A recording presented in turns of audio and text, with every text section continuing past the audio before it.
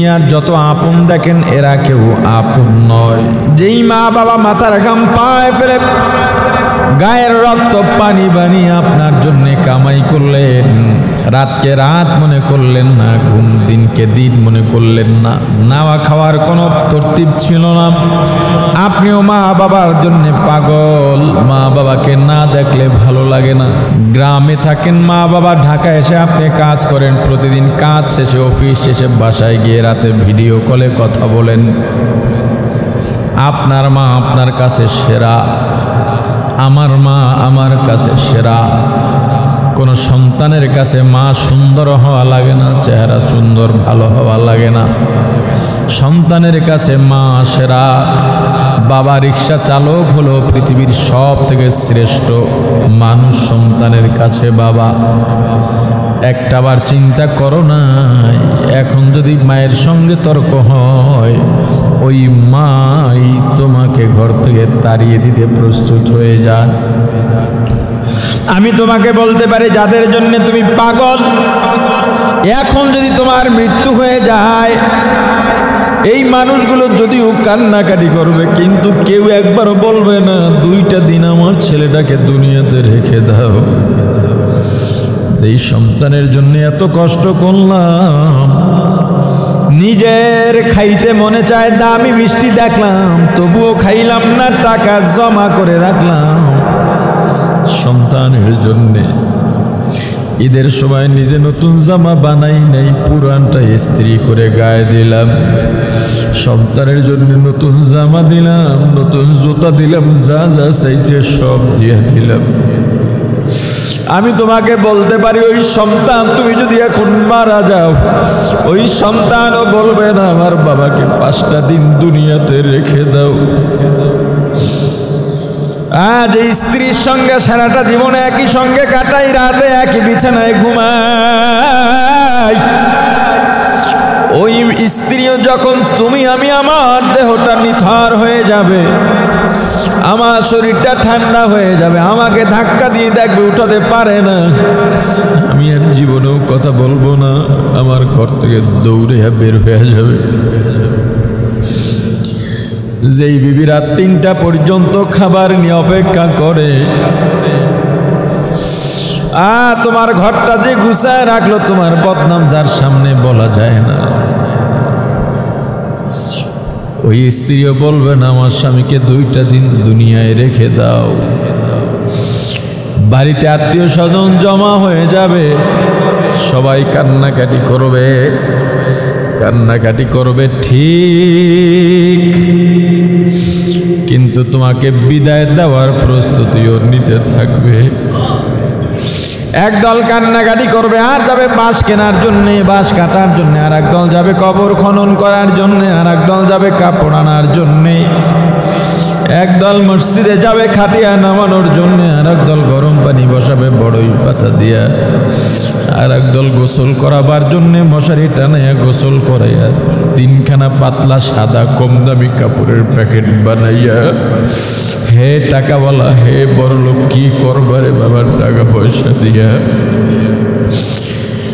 আহারে মুর্দার খাটি উঠে আর জানাজা পড়াইয়া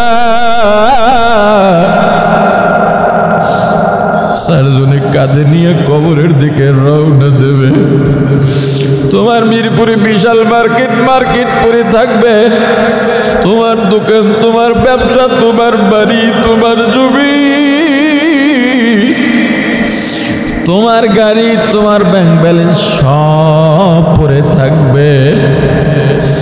সন্তানগুলো পেছনে পেছনে দৌড়াবার, আব্বু আব্বু বলে কাঁদবি, সন্তানের ডাকের জবাব দিতে পারবো না। আহার এই কবরে রাখার পর বাঁশের চালি দিয়া যখন মাটি দিয়া দেবে, সব অন্ধকার। আমি তোমাকে বলতে পারি, এই কবরটা তো ভালো জায়গা না, ওই কবর সাপ বিচ্ছুর ঘর, পোকামাকড়ের ঘর, ওই কবর জাহান্নামের আগুনের গাড়া। কবরের 2 দিকের মাটির চাপ এত যন্ত্রণাদায়ক, পৃথিবীতে এমন যন্ত্রণার কিচ্ছুতে নাই। আমি তোমাকে এতটুকু বলতে পারি, তোমার যদি ভয় লাগে তবে আল্লাহর পথে ফিরে আসো, আর যদি ভয় না লাগে গুনাহ করো, গুনাহ করো, গুনাহ করো, আমার কিচ্ছু বলার নাই। আমি তো বলার মালিক, হেদায়েতের মালিক আল্লাহ, মেনে নেওয়ার মালিক ভাই তুমি।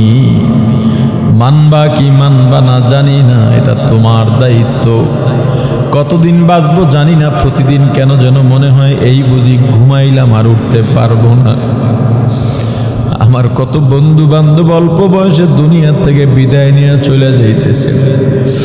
রাস্তাঘাটে চলাফেরা করি, কত সময় কঠিন অবস্থার সম্মুখীন হয়ে যায়। আজকে অনেক কষ্ট করে সেই কুয়াকাটার থেকে এখানে এলাম, যার জন্য আসতে একটু দেরি হয়ে গেছে। কালকে বাসার থেকে রাতে গোসল করে রওনা হয়েছে, আজকে আর গোসল একইভাবে এসে এখানে বসলাম, প্রস্তুতি নেওয়াও সম্ভব হয় নাই। চিন্তা করি চলাফেরায় কখন যে একটা ট্রাক মাথা উঠায় দেবে, হাবিবুর রহমান মিসবার ইতিহাস দুনিয়ার থেকে মুছে যাবে। ওরে টাকাওয়ালা ভাই, সম্মানী ভাই, ওরে গরিব ভাই, হে বৃদ্ধ বাবাজি, হে যুবক, হে আলেম, হে হাফেজ, এই দুনিয়ার জিন্দগিটা একেবারে ছোট। রমজান যেহেতু পেয়েই গেলাম, আল্লাহ যদি কবুল করেন, রমজান যদি পেয়েই যায়, আমরা সবাই ধরে নিয়েছি রমজান তো আমি পাবই, আমি মরব না। এটাই সবার অন্তরকে জিজ্ঞেস করেন, সবাই এটাই মনে করতেছে। অথচ রমজানের আগেই দুনিয়া থেকে বিদায় নিয়ে যেতে পারি। আর যদি আল্লাহর রোজা রমজান আমাদের নসিবে রাখেনি, এই রমজানে আমরা এখনই তওবা করব, জীবনে আর কোনোদিন অন্যায় করব না। আল্লাহ মাফ করেন আমাদের। যদি জাহান্নামের ফয়সালা হয়ে যায়, সন্তান বলবে আল্লাহ আমার বাবা কই? আমার বাবা, আমি ছোট বলে আমাকে রোজা রাখতে দেয় নাই, অথচ আমার বিয়ে করাইলে পরের বছরই সন্তানের বাবা হওয়ার যোগ্যতা আমার ছিল। তিনি নামাজে গিয়েছেন, অন্যদের ডেকেছেন, আমাকে নামাজে ডাকেননি। আমি তার বুকে পা রেখে জাহান্নামে যাব।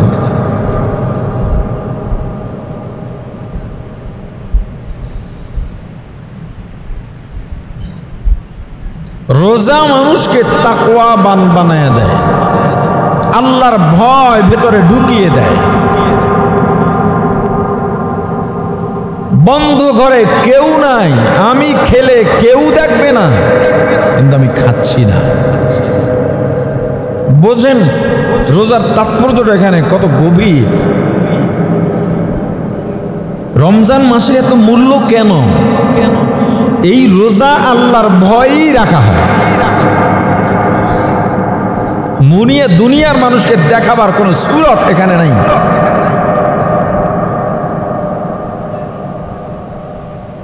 তুমি যদি আল্লাহকে মাবুদ বলে মেনে থাকো,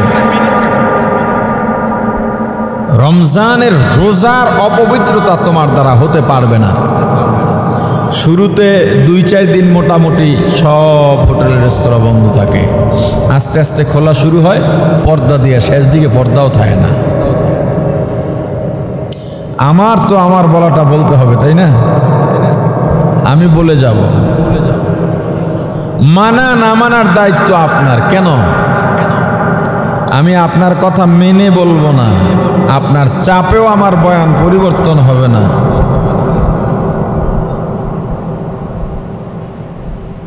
কারণ ওয়াজের অর্ডার দিয়েছেন আল্লাহ। কে দিয়েছেন? আল্লাহ বলেছেন ফাদাক্কির, হে প্রতিনিধিরা, হে প্রতিনিধি, ওয়াজ করতে থাকো, ওয়াজ চলবে। ফাদাক্কির ইন্নামা আনতা মুযাক্কির আয়াত নাজিল হয়েছে রসুলের উপরে, কিন্তু কোরআন তো রসুল পর্যন্ত শেষ না, কিয়ামত পর্যন্ত। দ্বিতীয় কথা, রসুলের উপরে যেই দায়িত্ব পালন হয়েছে, যেই দায়িত্ব অর্পিত হয়েছে, রসুল যেই দায়িত্ব পালন করেছেন, ওই দায়িত্ব এখন পালন করবে কারা? উলামায়ে কেরাম। ফাযাক্কির ইন্নামা আনতা মুযাক্কির, পয়গম্বর আপনি ওয়াজ করতে থাকেন, বয়ান করতে থাকেন, কারণ আপনি তো শুধু বয়ানকারী। লাস্তা আলাইহিম বিমুসাইতির, আপনাকে দারোগা বানিয়ে পাঠানো হয় নাই, ওসিএসপি বানিয়ে পাঠানো হয় নাই।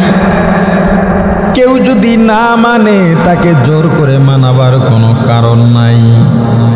আমি বয়ান করি, আপনি যে মানবেন এমনটা আশাও করি না। তবে কিছু মানুষ যে মানতে পারে, মানবে, সেজন্যই বয়ান করা হয়। পৃথিবীতে এমনও নবী ছিলেন জীবনভর নবুয়তির পর দাওয়াত দিয়েছেন, একজনও গ্রহণ করেন নাই। এতে কি তার নবুয়তি গেছি গা? যায় নাই। মুসলমান ইমানদার, বয়ান করার পরে আপনার যদি কাজে না লাগে বা আপনি যদি আমল না করেন, এটা বয়ানকারীর দোষ না। রাসূল করিম সাল্লাল্লাহু আলাইহি ওয়াসাল্লামের জামানায় এক মুমিন আর এক মুনাফিকের বাড়ি ছিল পাশাপাশি। সীমানার একদিকে মুমিন আর একদিকে মুনাফিক। রাসূলের জামানার মুনাফিক কারা? যারা সাহাবীর রূপ ধারণ করে রাসূলের আশেপাশে ঘোরাফেরা করত। ঘটনাক্রমে মুনাফিকের সীমানায় একটা খেজুর গাছ ছিল। ওই খেজুর গাছটার মাথা বাঁকা হয়ে মুমিন বাড়ির উপরে ঝুঁকেছিল। ফলে খেজুরগুলো যখন পেকে পড়ে যেত, তখন মুমিন বাড়ির এরিয়ার মধ্যেই পড়ত। ছোট ছোট ছেলে মেয়েরা মানুষের বাড়ির খাবার কোনটা, নিজের বাড়ির খাবার কোনটা অতটা বোঝে না। আপনার ছোট ছেলে বা মেয়েকে নিয়ে দোকানে চলে যান, টাকা পয়সা বুঝবে না, খাবার দেখলেই যদি হাতে নাগর পায় টান দেবে। মুনাফিকের খেজুরের গাছ থেকে দু একটা খেজুর যখন মুমিনের বাড়ির সীমানায় পড়ে, মুমিন ভাইয়ের, মুমিন সাহাবীর ছোট ছোট ছেলে মেয়েরা খেজুরগুলো টুকিয়ে নিয়ে যায়, কুড়িয়ে নিয়ে যায়, নিয়ে খেয়ে ফেলে। এটা মুনাফিকের সহ্য হয় নাই। মুনাফিক আল্লাহর রাসূলের কাছে নালিশ নিয়ে গেল, ইয়া রাসূলুল্লাহ, ইয়া হাবিবাল্লাহ, আমার বাড়ির খেজুর গাছ যখন আমার ভাইয়ের বাড়ির মধ্যে পড়ে, তখন তার ছোট ছোট ছেলে মেয়েরা টোকায়া নিয়ে যায়। আমি এর বিচার চাই, আমি এর ফলাফল চাই, প্রতিদান চাই। রাসূল করিম সাল্লাল্লাহু আলাইহি ওয়াসাল্লাম বললেন, দেখো, খেজুর এমন এক ফল যেটা পাকলেই ঝরে যায়। দেশি খেজুরের যেমন আমাদের নিয়ম, পাকলে পড়ে যায়, সৌদির খেজুরের একই সিস্টেম। তুমি খেজুর গাছের মালিক, তুমি যদি খেজুর সংরক্ষণ করতে চাইতা, খেজুর যখন হলুদ বর্ণ হয়ে যায়, দু একটা পাকা শুরু হয়, তখনই খেজুরগুলো কেটে সংরক্ষণ করা দরকার ছিল। এই দায়িত্ব তুমি পালন করো নাই। পাকার পরে দু একটা যদি পড়ে যায়, সেটা তো তোমার মুমিন ভাইয়ের ছেলে মেয়েরাই খেয়েছে। তুমি যদি মাফ করে দাও, তাহলে কিয়ামতের ময়দানে অনেক বড় পুরস্কার পাবে। এখন এটা যে মুনাফিক, এখনো তো প্রমাণিত না, এবার প্রমাণ হবে যে মুনাফিক। তাছাড়া তুমি যদি এই খেজুরগুলো বাজারে বিক্রি করতে নিয়ে যাইতা, কয় টাকাই বার পাইতা? মনে করেন আপনার গাছের আম গাছ, একটা আম ছিঁড়ে পড়েছে, বাজারে বিক্রি করে কয় লাখ পাবেন? আমার রাসূল বললেন, সাহাবী ওই মুনাফিক গিয়া পরিচয় দিল, পয়গম্বর আমিও মুমিন, আমার বাড়ির পাশে সেও মুমিন। মুনাফিক নিজেরে কি কইছে? মুনাফিক নিজের কি দাবি করলো? মুমিন। সবাই মুমিন দাবি করে, ওটা দুনিয়াতে দাবি করা যায়। ফয়সালা দেবেন কে? আমার মনে কি আছে, আপনার মনে কি আছে, এটা তো আল্লাহ জানেন। আপনি মুখে যাই বলেন, আমি মুখে যাই বলি, আপনি আমাকে যাই বলেন না কেন, আমি আপনাকে যাই বলি না কেন, আপনি কে, আমি কে, আমার ভিতরে কি আছে, আপনার ভিতরে কি আছে, কে জানেন? আল্লাহু সামিউন বাসীর। আল্লাহ বলার আগে শুনতে পান, কাজের রূপ ধারণ করার আগে দেখতে পান, অন্তরে কথা নিয়তের আগে আল্লাহ শুনতে পান, ভেতরে কি আছে আল্লাহ সব কিছু দেখতে পান। আমিও মুমিন, সেও মুমিন। আল্লাহ রাসূল বললেন, তোমারই তো মুমিন ভাইয়ের ছেলে মেয়ে, তোমারও তো আদর করার কথা, বরং 2-4টা খেজুর তো দিয়ে দেওয়ার কথা। আর 2-4টা খেজুর বাজারে বিক্রি করে বা কি পাইবা? বলে হুজুর, বাজারে বিক্রি করার পর মূল্য যত ক্ষুদ্রই হোক না কেন সেটা পাবো নগদ। আর আপনি যে পরকালের কথা বলেছেন, সেখানে যত বেশি পাই না কেন সেটা হলো বাকি। আমি বাকির আশায় নগদ হারাতে রাজি না। মুনাফিক সূরত প্রকাশ পেয়ে গেছেনি। তা আল্লাহর রাসূল যেই বয়ান করলেন, বয়ানে কি ওর হেদায়েত হইছে? কথা বলে না, বয়ানে হেদায়েত হইছে? আল্লাহ কোরআনে কি বললেন? আম্মা মান খাফা মাকাম রাব্বিহি আম্মা মান তাগা ওয়া আতারাল হায়াতাদ দুনিয়া ফাইন্নাল জাহিমা হিয়াল মাওয়া। যারা সীমা লঙ্ঘন করে, ফাইন্নাল জাহিমা হিয়াল মাওয়া, তাদের জন্য জাহান্নাম ঠিকানা। ওয়া আতারাল হায়াতাদ দুনিয়া, যারা দুনিয়া আর পরকাল যখন এক জায়গা করা হয়, পরকালের উপরে দুনিয়াকে প্রাধান্য দেয়। কেমনে? মসজিদে আজান হয়ে গেল, মুয়াজ্জিন ডাক দিলেন, হাইয়া আলাস সালাহ, হাইয়া আলাল ফালাহ, নামাজে আসো, কল্যাণের দিকে আসো। আপনি দোকানদারি করতেছেন, কাস্টমার ভরা। দোকানদারি দুনিয়ার জন্যে না পরকালের জন্যে? তবে সুন্নত তরিকায় করলে দোকানদারি করেও সওয়াব পাওয়া যায়। তবে দোকানদারি করি আমরা দুনিয়ার স্বার্থের জন্যে না পরকালের জন্যে? নামাজে আমরা আসি দুনিয়ার জন্যে না পরকালের জন্যে? তো কথাটা বোঝার জন্যে মসজিদকে পরকাল বানিয়ে নেন আর দোকানকে দুনিয়া ধরে নেন। আপনার দোকানের সামনে অনেক কাস্টমার, চিন্তা করলেন আমি যদি এখনই দোকান বন্ধ করে নামাজে চলে যাই, দোকান মানুষগুলো অন্য দোকান থেকে সদাই নিয়ে বিদায় হবে, আমার লোকসান হয়ে যাবে। এই চিন্তা করে আপনি দোকান বন্ধ করলেন না, নামাজেও গেলেন না, বেচা কিনাই করতে থাকলেন।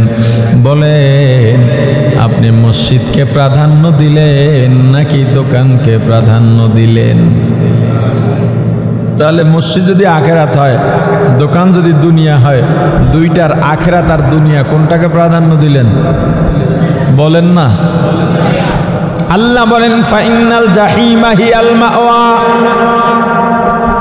আমার রাসূল দুইটা পথ দেখা দিলেন, আজকে যদি তুমি দুনিয়ায় তাদের মাফ করে দাও, তোমারই তো মুমিন ভাইয়ের সন্তান, কিয়ামতের ময়দানে অনেক বড় পুরস্কার পাইবা।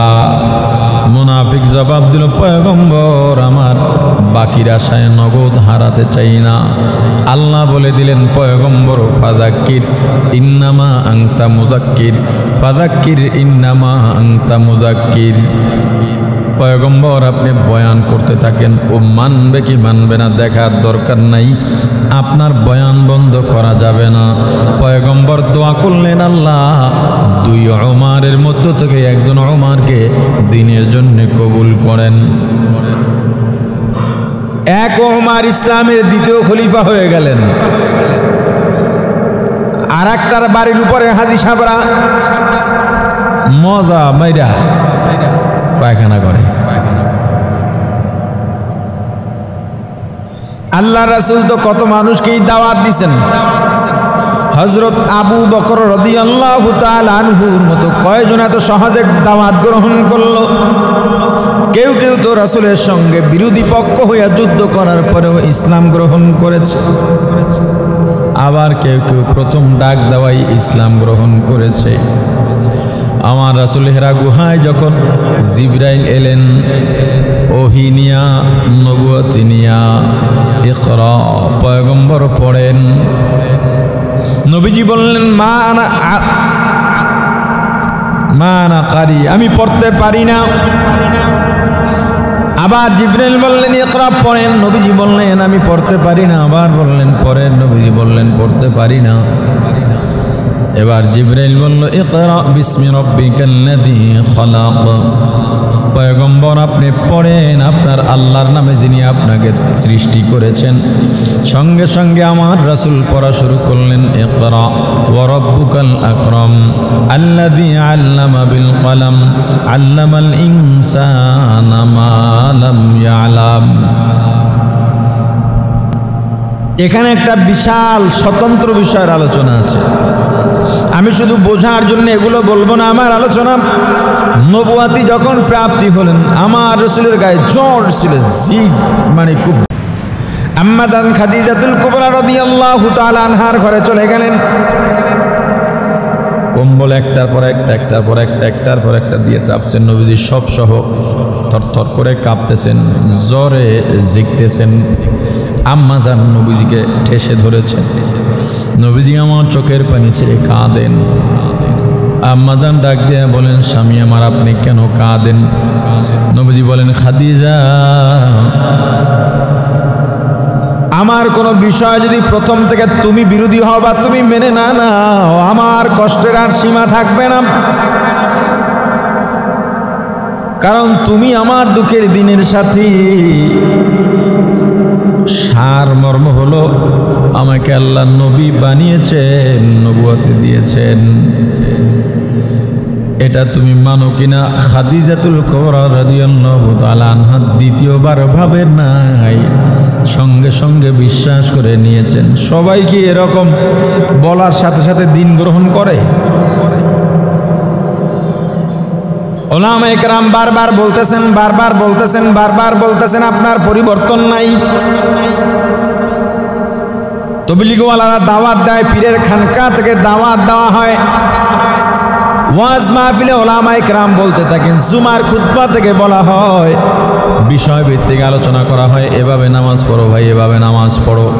যারা নামাজ পড়ো না নামাজে আসো, যারা রোজা রাখো না রোজা রাখো, যারা দান সদকা করো না দান সদকা করো, হজ জাকাত ফরজ হলো ওয়াজিব হলে হজ জাকাত দাও, হজ করতে যাও, জাকাত আদায় করো, ঈমান ঠিক করো, গুনাহগুলো ছেড়ে দাও। এত বছর ওয়াজ শুনে কাজ হয় না, হঠাৎ করে দেখা গেল মানুষটা দিন আর রাতের ব্যবধানে পরিবর্তন হয়ে গেছে। কার কথা কার জন্য কখন কবুল হবে বলা যায় না। এজন্য আল্লাহ বলে দিয়েছেন দুনিয়ার উলামায়ে কেরাম ফাদাক্কির, ওয়াজ চলবে, ওয়াজ চলবে, ওয়াজ করতে থাকো। যার হেদায়েত হওয়ার, কারণ হেদায়েত দেওয়ার মালিক তো কোনো ব্যক্তি না, ব্যক্তি আল্লাহ বলে দিয়েছেন পয়গম্বর ইন্নাকা লা তাহদি মান আহবাবতা, আপনি যাকে চাইলেই হেদায়েত দিতে পারবেন না।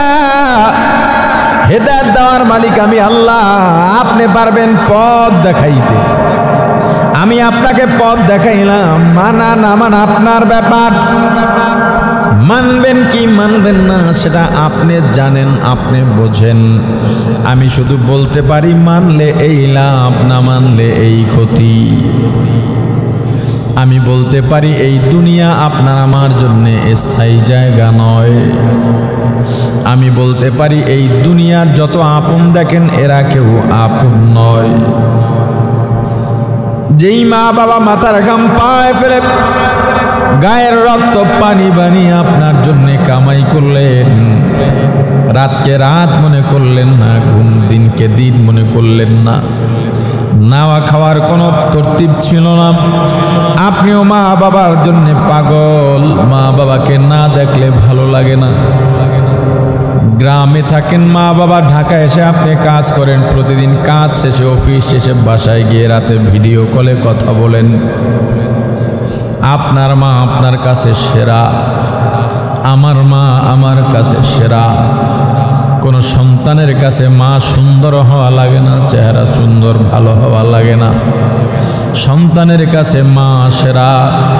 বাবা রিক্সা চালক হলো পৃথিবীর সব থেকে শ্রেষ্ঠ মানুষ সন্তানের কাছে বাবা। একটাবার চিন্তা করো না, এখন যদি মায়ের সঙ্গে তর্ক হয়, ওই মাই তোমাকে ঘর থেকে তাড়িয়ে দিতে প্রস্তুত হয়ে যায়।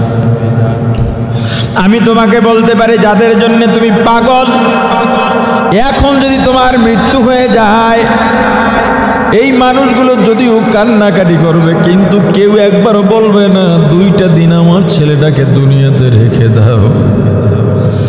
যেই সন্তানের জন্য এত কষ্ট করলাম, নিজের খাইতে মনে চায় দামি মিষ্টি দেখলাম, তবুও খাইলাম না, টাকা জমা করে রাখলাম সন্তানের জন্যে। ঈদের সময় নিজে নতুন জামা বানাই নাই, পুরানটা ইস্ত্রি করে গায়ে দিলাম। সন্তানের জন্য নতুন জামা দিলাম, নতুন জুতা দিলাম, যা যা চাইছে সব দিয়ে দিলাম। আমি তোমাকে বলতে পারি, ওই সন্তান তুমি যদি এখন মারা যাও, ওই সন্তানও বলবে না আমার বাবাকে 5টা দিন দুনিয়াতে রেখে দাও। আজ এই স্ত্রীর সঙ্গে সারাটা জীবনে একই সঙ্গে কাটাই, রাতে একই বিছানায় ঘুমাই। ওই স্ত্রীও যখন তুমি আমি, আমার দেহটা নিথর হয়ে যাবে, আমার শরীরটা ঠান্ডা হয়ে যাবে, আমাকে ধাক্কা দিয়ে দেখবে উঠাতে পারে না, আমি আর জীবনেও কথা বলবো না, আমার ঘর থেকে দৌড়ে বের হয়ে যাবে। যেই বিবি রাত 3টা পর্যন্ত খাবার নিয়ে অপেক্ষা করে, তোমার ঘরটা যে গুছায় রাখলো, তোমার বদনাম যার সামনে বলা যায় না, ওই স্ত্রীও বলবে না আমার স্বামীকে 2টা দিন দুনিয়ায় রেখে দাও। বাড়িতে আত্মীয় স্বজন জমা হয়ে যাবে, সবাই কান্নাকাটি করবে, কান্নাকাটি করবে ঠিক, কিন্তু তোমাকে বিদায় দেওয়ার প্রস্তুতিও নিতে থাকবে। একদল কান্নাকাটি করবে আর যাবে বাঁশ কেনার জন্যে, বাঁশ কাটার জন্যে, আর একদল যাবে কবর খনন করার জন্যে, আর একদল যাবে কাপড় আনার জন্যে, একদল মসজিদে যাবে খাটিয়া নামানোর জন্যে, আর একদল গরম পানি বসাবে বড়ই পাতা দিয়া, আর একদল গোসল করাবার জন্যে মশারি টানাইয়া গোসল করাইয়া 3খানা পাতলা সাদা কম দামি কাপড়ের প্যাকেট বানাইয়া, হে টাকাওয়ালা, হে বড় লোক, কি করবারে বাবার টাকা পয়সা দিয়া। আহারে মুর্দার খাটি উঠে আর জানাজা পড়াইয়া 4 জনে কাঁধে নিয়ে কবরের দিকে রওনা দেবে। তোমার মিরপুরে বিশাল মার্কেট পরে থাকবে, তোমার দোকান, তোমার ব্যবসা, তোমার বাড়ি, তোমার জমি, তোমার গাড়ি, তোমার ব্যাংক ব্যালেন্স সব পড়ে থাকবে। সন্তানগুলো পেছনে পেছনে দৌড়াবার, আব্বু আব্বু বলে কাঁদবি, সন্তানের ডাকের জবাব দিতে পারবো না। আর এই কবরে রাখার পর বাঁশের চালি দিয়ে যখন মাটি দিয়ে দেবে, সব অন্ধকার। আমি তোমাকে বলতে পারি, এই কবরটা তো ভালো জায়গা না, ওই কবর সাপ বিচ্ছুর ঘর, পোকামাকড়ের ঘর, ওই কবর জাহান্নামের আগুনের গাড়া। কবরের 2 দিকের মাটির চাপ এত যন্ত্রণাদায়ক, পৃথিবীতে এমন যন্ত্রণা আর কিচ্ছুতে নাই। আমি তোমাকে এতটুকু বলতে পারি, তোমার যদি ভয় লাগে তবে আল্লাহর পথে ফিরে আসো। আর যদি ভয় না লাগে গুনাহ করো, গুনাহ করো, গুনাহ করো, আমার কিচ্ছু বলার নাই। আমি তো বলার মালিক, হেদায়েতের মালিক আল্লাহ, মেনে নেওয়ার মালিক ভাই তুমি। মানবা কি মানবা না জানি না, এটা তোমার দায়িত্ব। কতদিন বাঁচবো জানি না, প্রতিদিন কেন যেন মনে হয় এই বুঝি ঘুমাইলাম আর উঠতে পারবো না।